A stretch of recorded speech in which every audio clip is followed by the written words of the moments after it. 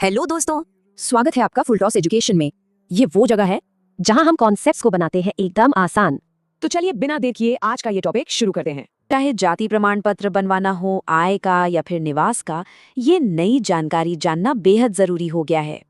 बात यह है कि अब इन सर्टिफिकेट्स को बनवाना पहले जितना आसान नहीं रहा। सरकार ने नियम कह सकते हैं काफी कड़े कर दिए हैं और हाँ, ये सारे बदलाव सर्विस प्लस पोर्टल पर लागू भी हो गए हैं। तो चलिए एक एक करके इन्हें समझते हैं।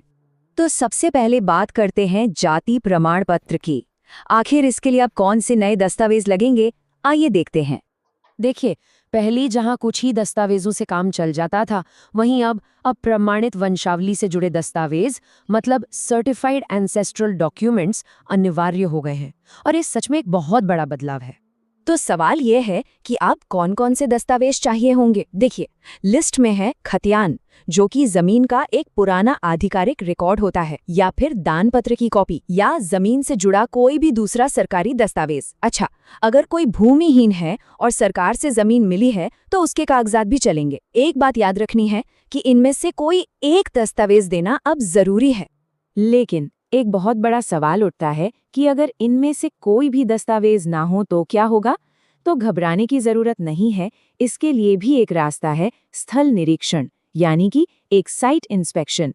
इसके आधार पर भी आवेदन को पूरा किया जा सकता है। ठीक है, अब आते हैं इनकम सर्टिफिकेट पर।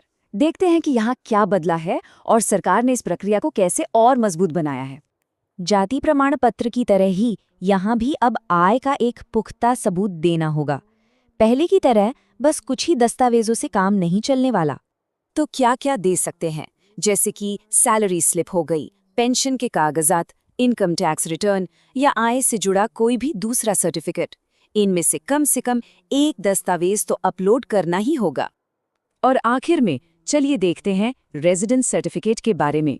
यहाँ एक अच्छी खबर है, पता है, नियमों को सख्त करने के साथ साथ सरकार ने कुछ नए और आसान विकल्प भी दिए हैं। मतलब पहले की तरह अब कुछ गिने चुने दस्तावेजों पर ही निर्भर रहने की जरूरत नहीं है। अब आवेदकों को कई नए ऑप्शंस दिए गए हैं।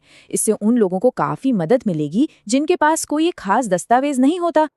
अब निवास के प्रमाण के लिए जमीन के कागजात के अलावा ration card, voter ID card या यहाँ तक कि बिजली का बिल भी इस्तेमाल किया जा सकता है। ये वाकई एक बहुत ही काम का बदलाव है। तो सबसे बड़ा सवाल ये है कि आखिर सरकार ने ये सारे बदलाव किए क्यों, इनका मकसद क्या है और इन सब से हमें क्या समझना चाहिए। चलिए इस पर भी एक नज़र डालते हैं। देखिए, सरकार का कहना है कि इन बदलावों का मकसद आवेदकों की जानकारी को ठीक से वेरीफाई करना है और पूरी प्रक्रिया को और ज़्यादा पारदर्शी यानी ट्रांसपेरेंट बनाना है। मकसद बिल्कुल साफ है, फर्जी सर्टिफिकेट्स पर रोक लगाना और ये पक्का करना कि सही व्यक्ति को ही लाभ मिले। तो एक सबसे जरूरी बात, आवेदन करते समय इन नए नियमों का पूरा ध्यान रखना होगा, क्योंकि एक भी दस्तावेज कम हुआ तो आवेदन सीधा खारिज हो सकता है, कोई दूसरा चांस नहीं। और ये सब हमें एक बहुत ही अहम सवाल पर लाकर खड़ा करता है, क्या ये नए नियम सच में पारदर्शिता बढ़ाएंगे और गलत प्रमाण पत्र बनने से रोकेंगे, या फिर ये एक आम नागरिक के लिए प्रक्रिया को और भी ज्यादा मुश्किल बना देंगे। ये सोचने वाली बात है। अगर वीडियो अच्छा लगा हो तो प्लीज़ लाइक और शेयर सब्सक्राइब जरूर करें। चलिए मिलते हैं नेक्स्ट वीडियो में। धन्यवाद।